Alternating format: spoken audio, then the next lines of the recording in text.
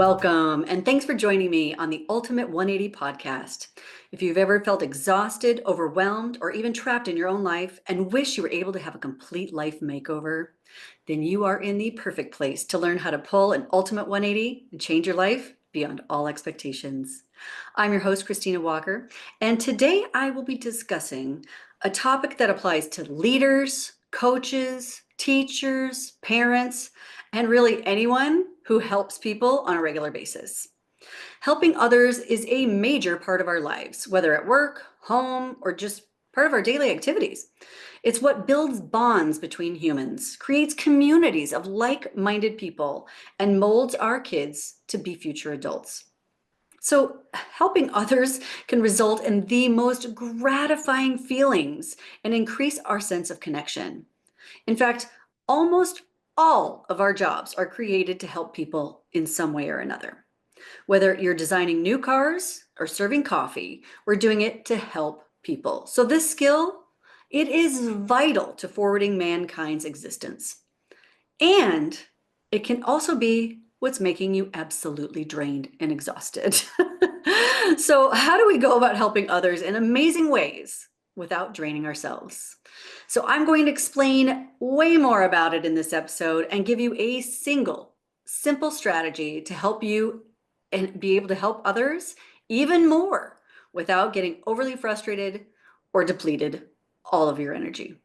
So before we dive in, I just want to ask you a quick favor. If this episode at all sparks something inside you, whether it's hope, inspiration, or just a little nudge to think differently, please take a split second to hit that follow button on your podcast app. It not only helps you stay connected to more life-changing insights, but you are also helping this podcast reach more people who may need just a little help changing their life too.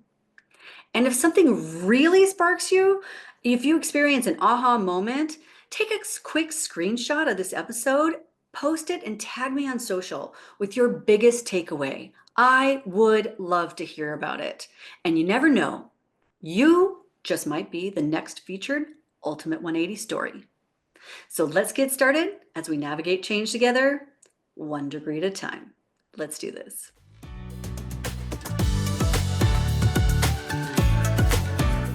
Helping others, how could that possibly result in leaving you drained, right? I'm sure any parent, coach, manager, or best friend knows exactly what I'm talking about. And I'm sure you know that feeling all too well.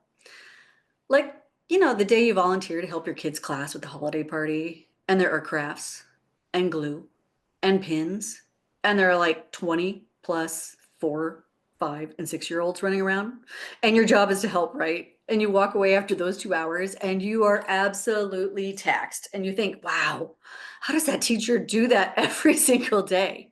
It's because she doesn't. She does not help those kids in that same way every single way, the way that the volunteers did. And I'll explain more on that later. And I know this is a funny example of what I'm talking about, but I wanted to get you into that feeling of what it can be like when you help people and you end up feeling exhausted. It's like helping your best friend through their bad relationship, right? Sometimes you walk away and you're like, I can't do this anymore. I am exhausted, right? But helping people is why we're here. Helping people is in our everyday lives. So what if you could do that even more without getting exhausted?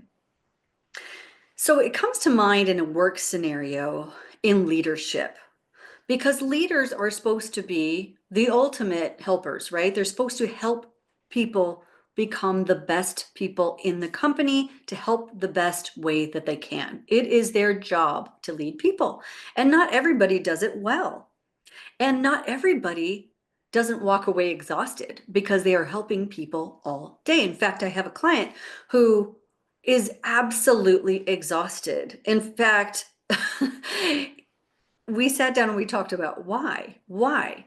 Because he says he cares so deeply for his staff, and he really wants his people to be successful. He wants them to reach their full potential. I mean, what a great leader, right? I wish we had more of those leaders. But what happens is sometimes we go too far and we inject ourselves into their scenario in a way that is enabling. And we don't like to think of ourselves as enablers, and we usually don't realize how many different ways there are that actually enable people. And we don't realize it because we want to help so badly that we really inject ourselves into the scenario. And when that happens, when we inject ourselves in their scenario, that sucks the life out of us. It takes our energy because now we are in with them in their pool. We are in the deep end with them, flailing, and we're saying, "Hey, come to the side, come to the side. I know how to get there." And they're over here flailing, looking the other way. We're in the deep end with them, and we are trying to help them every way that we can.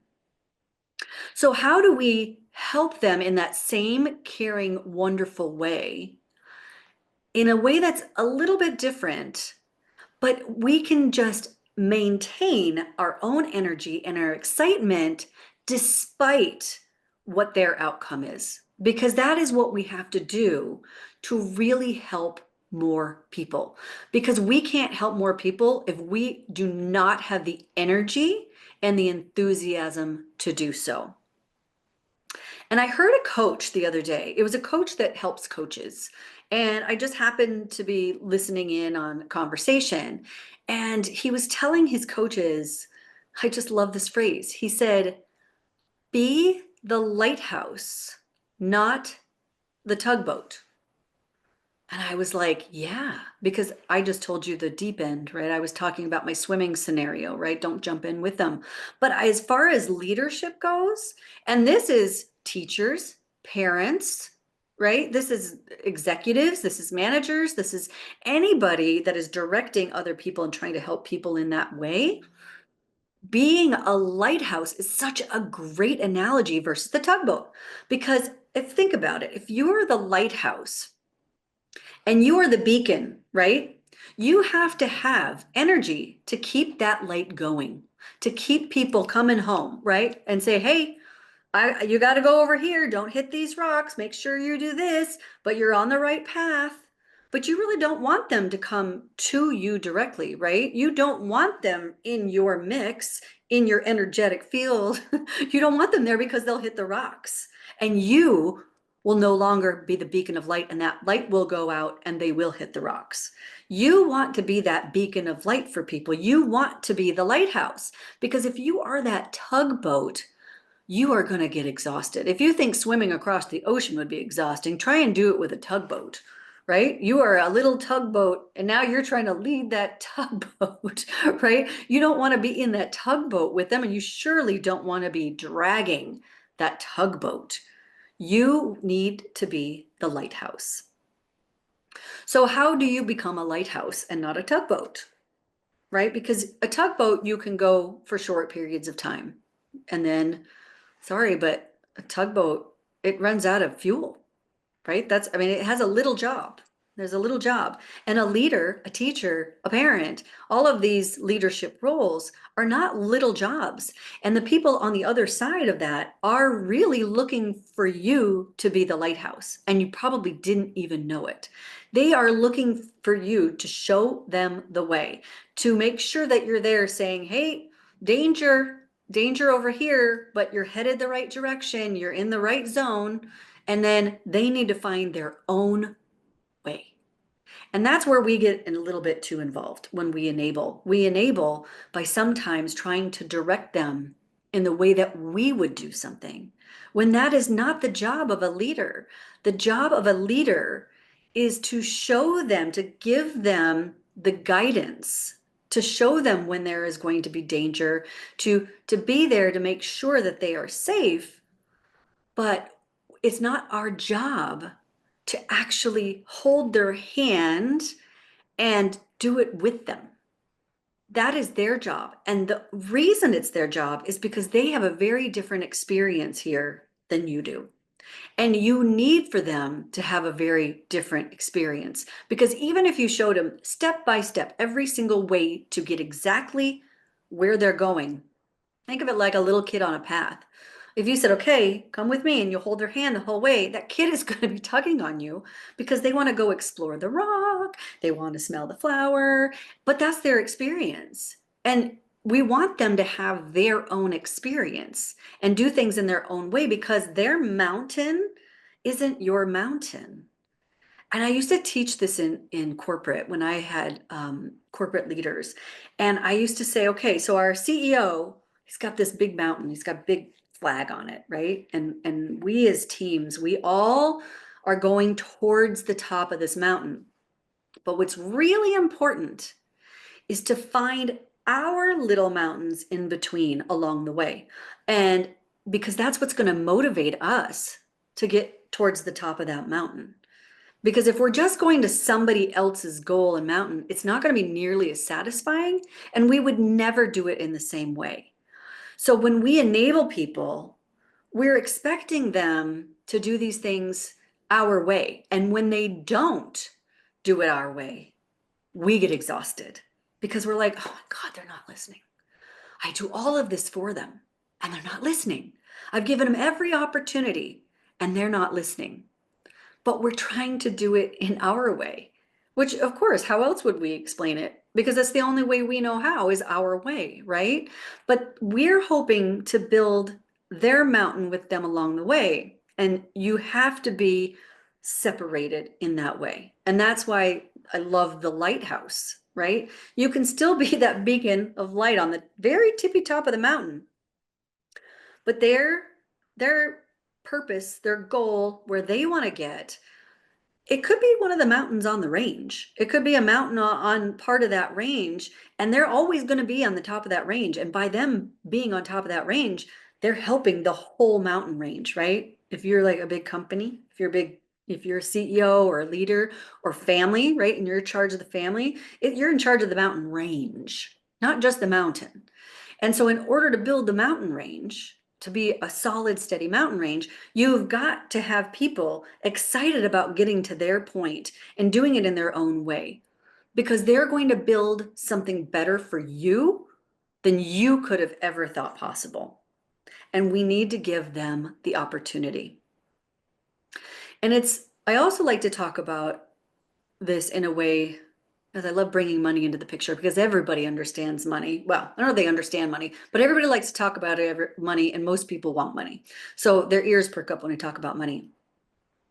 The way we do this with people, if you think about it like this, let's say I had at a very young age, I was taught, I don't even remember where I heard it, but I remember as a young 20 something, and they said, if you give money to somebody, the moment you give money to somebody, whether it's their birthday, a loan, never think of it as a loan, anything, the moment you give somebody money, you have to unattach yourself to the outcome of where that money goes, because it is no longer your money. And it's the only way that you're going to maintain your happiness about giving that money to somebody else. And I've heard so many times since then, when somebody gives somebody money, like for their birthday, or like get a kid from, a kid, or somebody's asked for help for money, and then comes the judgment. Oh my God, I gave them $100 and you're not going to believe what they spent it on. They bought this, this, and this. When what they really need to do is X, Y, and Z. It's not your money anymore. It's not for you to tell them anymore what to do with that money. It's theirs. And it's that same tie that you have to sever when you're a leader. You have to give them their goal, and you have to be there to make sure, like, check in. Are you going towards the goal? Are you going towards the goal? How can I help you? But if you keep that tether, right? If you keep that tether to the expectations of your exact outcome, either you're going to end up micromanaging them and they're not going to want to be there. You're not going to allow them the creativity to get somewhere better for yourself because you haven't allowed them. And you're also going to get exhausted. You are going to lose your energy because you're so busy trying to manage the process.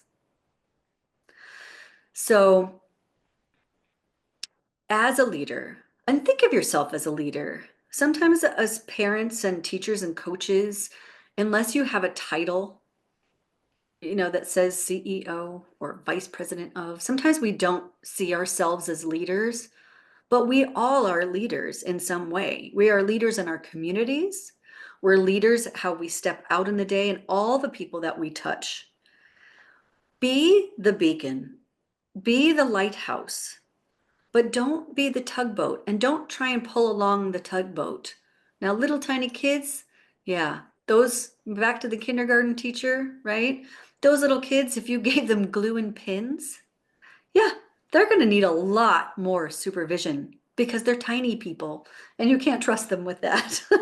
You have to give people projects that you can trust them with at their level.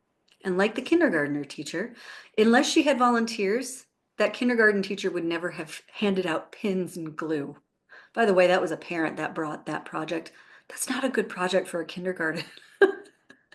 But again, if that kindergarten garden teacher, if she at that level was trying to help all the individual kids by being right there with them and holding everybody's pins and doing it for them, those children would never learn and she would be exhausted at the end of every day.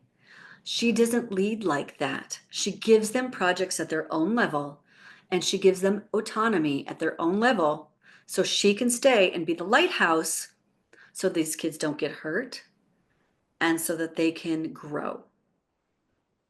So I want to thank you so much for joining me today. If this episode spoke to you in any way at all, just remember to hit that follow button on your podcast app and screenshot this episode. Tag me in social. I would really love to hear about it. I want to know your aha moments. I want to know what your biggest takeaway was today. And if you'd like more information on how to incorporate these tips into your Ultimate 180 experience, join me at ultimate180.com and join my VIP group to get the most out of your Ultimate 180. You can catch up on all my episodes there. You can also catch me on Apple, Spotify, or wherever you listen to your shows.